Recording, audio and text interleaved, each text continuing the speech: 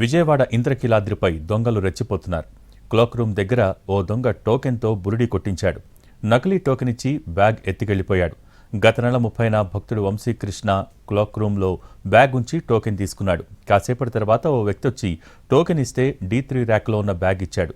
ఆ తర్వాత కాసేపటికి బ్యాగ్ ఉంచిన వంశీకృష్ణ వెళ్లి టోకెన్ ఇచ్చి బ్యాగ్ ఇవ్వాలని కోరాడు. అప్పటికే వేరే వ్యక్తికి బ్యాగ్ ఇచ్చారని చెప్పాడు కౌంటర్లో ఉన్న వ్యక్తి. దీంతో తన బ్యాగ్ మిస్ అయిందని, వేరే వ్యక్తి తీసుకువెళ్లాడని వాపోయాడు వంశీకృష్ణ. పోయిన తన బ్యాగ్లో 5,000 రూపాయల నగదు, cell phone, power bank, insurance పేపర్లు ఉన్నాయని వాపోయాడు. దీంతో క్లాక్ రూమ్లో పనిచేసే గున్నపురెడ్డి నాగేశ్వరరావు విజయవాడ 1 టౌన్ పోలీస్ స్టేషన్లో ఫిర్యాదు చేశాడు. కేసు నమోదు చేసుకుని దర్యాప్తు చేపట్టారు పోలీసులు.